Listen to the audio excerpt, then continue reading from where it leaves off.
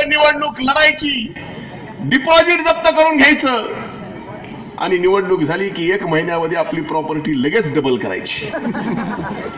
आणि एकीकडे आम्ही 2002 पासून मी निवडणुका लढतोय. प्रत्येक निवडणुकीमध्ये आमची 20-25% प्रॉपर्टी नीटकिटनी व्हायला लागली आहे. हे असं कसं होऊ शकतं? पण या निवडणुकीत एक सगळ्यात वाईट काय, या प्रवृत्तीला ठेचण्याची वेळ आली आहे. अरे निवडणुकीमध्ये एखाद्याला पाडायचंय म्हणून काँग्रेसने या ठिकाणी सुपारी घ्यायची. सुपारी घेतली हरकत नाही कुणाची. स्वतःच्याच मुलीला नगराध्यक्ष पदासाठी उभं केलं, भाजपकडून सुपारी घेतली. कशासाठी? तर मुलगी आपली पडली पाहिजे आणि राष्ट्रवादीचे मतं जास्त घेतले पाहिजेत.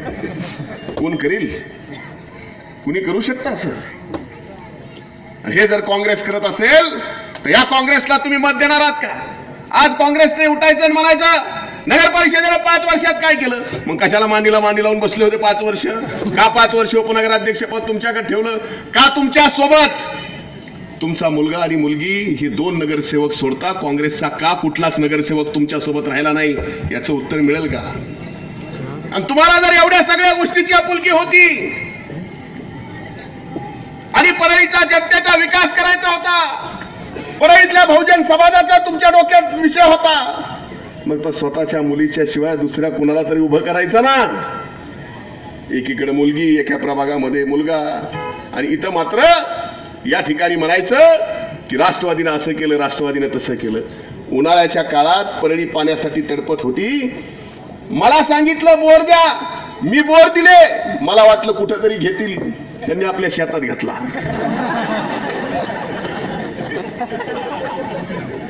बोर नाव प्रतिष्ठान करून घेतले ह्यांनी यांच्या शेतात.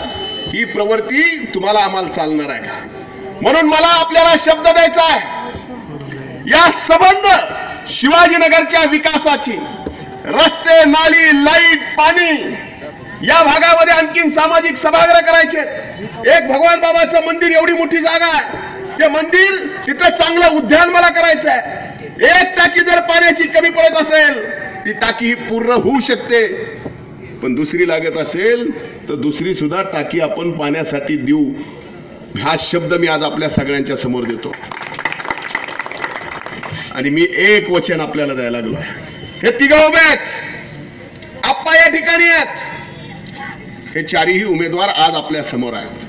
मी या 4ही उमेदवाराकडून आपल्या सगळ्यांना विश्वास देतो की हे तर तुमची सेवा करतीलच, तुमचं काम करतीलच, पण मी सुद्धा सदैव तुमच्या सोबत या ठिकाणी आहे. वर्षातून 2-3दा तरी आपल्या दर्शनाला येतो.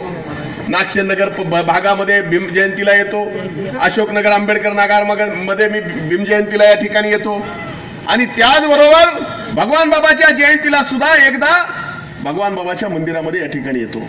अरे या शिवाजीनगरला ज्या स्वर्गीय अण्णांनी, माझ्या वडिलांनी भगवान बाबाचा सप्ताह या ठिकाणी चालू केला, तो सप्ताह पुन्हा मला त्यांचा वारसा चालवायचा आहे. या पद्धतीने मला सुद्धा आपल्या सगळ्यांना सोबत घेऊन या ठिकाणी ते सप्ताह सुद्धा मला चालवायचा आहे.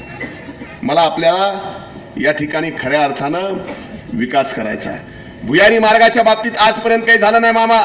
मी म्हणलं जरा बघू, कारण एक आमची बहीण खासदार आहे, एक बहीण आमची मंत्री आहे, राज्यात सरकार आहे, दिल्लीत सरकार आहे. एवढं सगळं होऊन जरी 1.5 कोटी रुपयाचा साधा भुयारी मार्ग ह्यांच्याच्यानं होत नसेल 2 वर्षात, तुम्ही यांना मत देणार आहे? काय तुमचं होणार आहे? अरे आज मी सांगतो काय काय केलं नगरपालिकेच्या मागच्या काळात. या ठिकाणी सगळ्यात महत्वाचा विषय, अनेक वर्षापासून जे काम केलंय, शिवाजीनगर, नागसेननगर, आंबेडकर नगर या भागामध्ये पाण्यासाठी आतापर्यंत 5 बोर घेतले, नवीन पाईपलाईन टाकली. शिवाजीनगर, आंबेडकर नगर, नागसेननगर भागामध्ये प्रत्येक घरी नवीन शौचालय देण्याच्या बाबतीत भूमिका घेतली. नागसेननगरची पीटीआर मध्ये नाव नोंदणी करणे बाबत नगरपालिकेमध्ये ठराव घेतला. मी नागसेननगरमध्ये त्या दिवशी येऊन शब्द दिला की ती जागा जरी थर्मल पॉवर स्टेशनची असली तर त्याच्या बदल्यात आम्ही महावितरणला नगरपालिकेची जागा वैद्यनाथ मंदिराच्या पायथ्याला दिली. ती देत असताना आम्ही लिहून घेतलंय त्यांच्याकडून की ही जागा आम्हाला द्यावी लागेल. मी ते एक तर जागा तुमच्या नावानं करून पीटीआर तुमच्या नावानं करून दिल्याशिवाय स्वस्थ बसणार नाही, हा शब्द आजही पुन्हा एकदा मी आपल्याला देतो.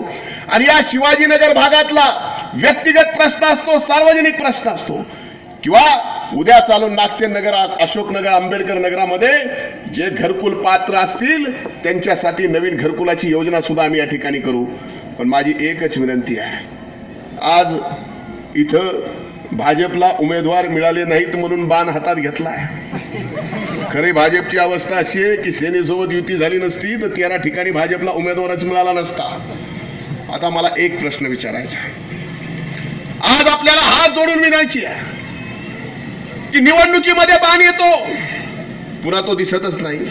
आज संबंध महाराष्ट्रात मी 38 सभा घेतल्या, त्या 38 सभात मला कुठं भाजप दिसत नाही, कुठं शिवसेना दिसत नाही. शिवसेनेचा तर धनुष्याचा आणि बाणाचा मेळ मला कुठंच दिसत आहे. त्यामुळे आपलं मत वाया घालू नका.